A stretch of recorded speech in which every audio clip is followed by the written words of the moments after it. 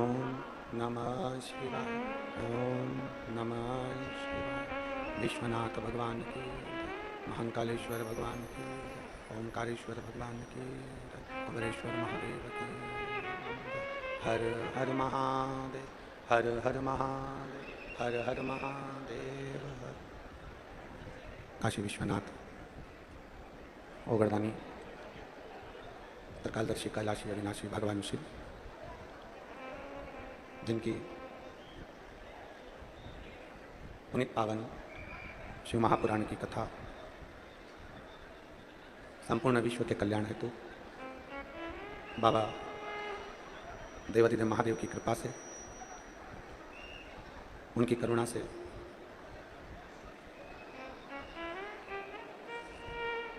भगवान देवादिदेव महादेव की ये पवित्र पावन महाराष्ट्रीयन श्रावण का महीना, जिसमें आप और हम सभी भगवान शिव की ये पवित्र पावन शिव महापुराण की कथा,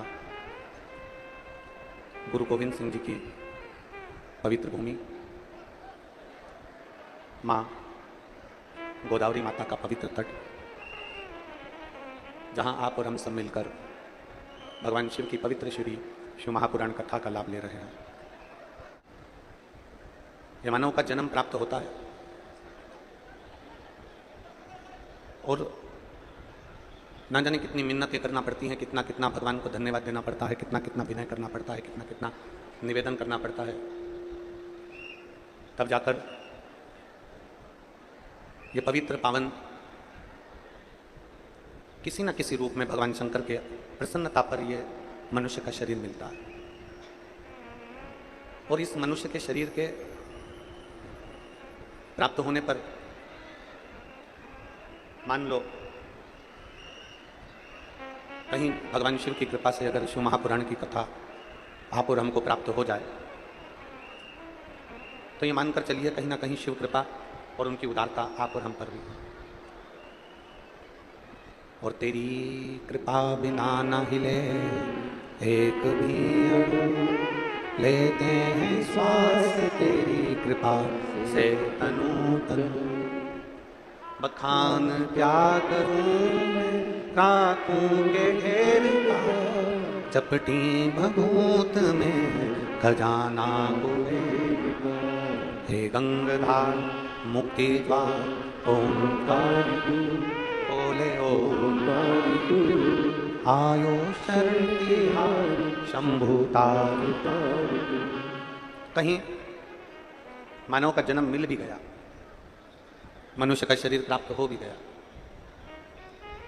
और वो शरीर प्राप्त होने पर अगर भगवान का भजन ना हो, शिवनाम स्मरण ना हो, भगवान शंकर की विरल भक्ति प्राप्त ना हो, तो ये मानकर चलिए फिर मानव का देह बेकार है। फिर इस मनुष्य शरीर का मतलब क्या?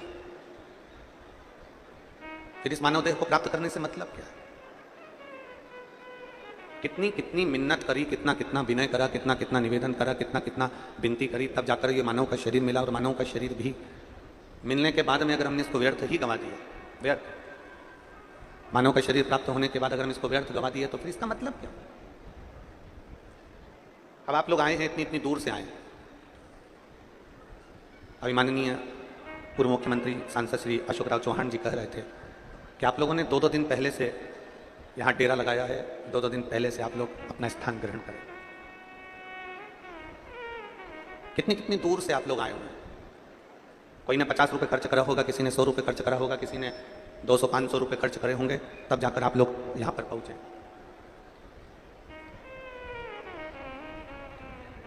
और इतनी मुश्किल से ये जगह आपको मिल गई और आप बैठ गए, कथा में आराम से आप विराजमान हो गए,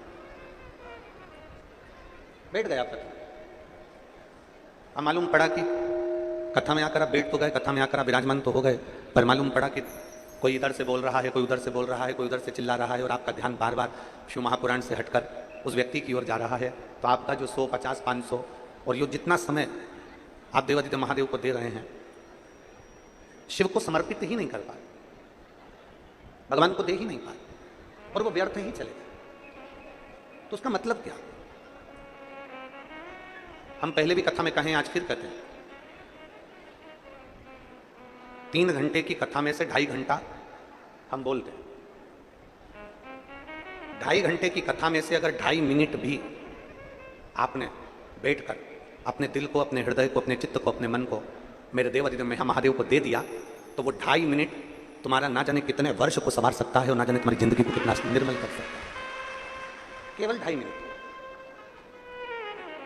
मेरे तुलसी बाबा तो लिखते हैं कि आदि में पुनि आद। एक क्षण भी अगर हमको मिल रहा है, एक क्षण भी, एक पल भी अगर हमको मिल रहा है भगवान की भक्ति को धारण करने का, एक क्षण भी अगर हमको मिल रहा है भगवान की कथा का रसपान करने का, तो ये मानकर चलें कि हमारा जीवन सार्थक है।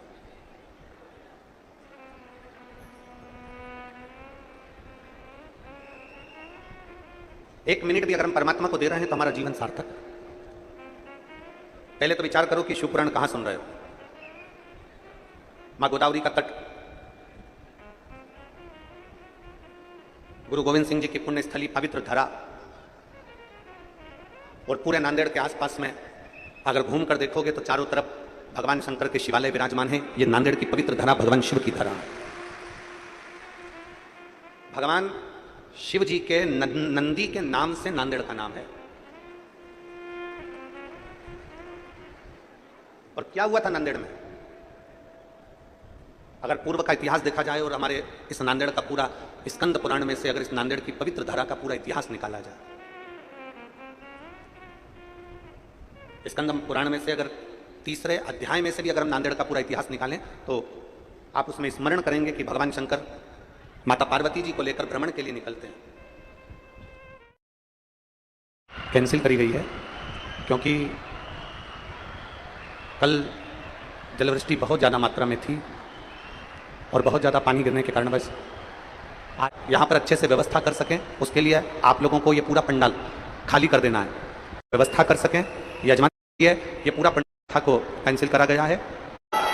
सभी को नमन करते हुए आप सब कल ऑनलाइन कथा का रसतत्व ग्रहण करेंगे। सभी को साधुवाद। श्री शिवाय 5 बार आप और हम श्री शिवाय नमस्तुभ्यम बोलकर फिर वाणी को विराम देते हैं। जो जहां बैठा है बड़े भाव से हाथ जोड़कर भगवान से प्रार्थना करते हुए श्री शिवाय नमस्तु। श्री शिवाय को कैंसिल करा गया है।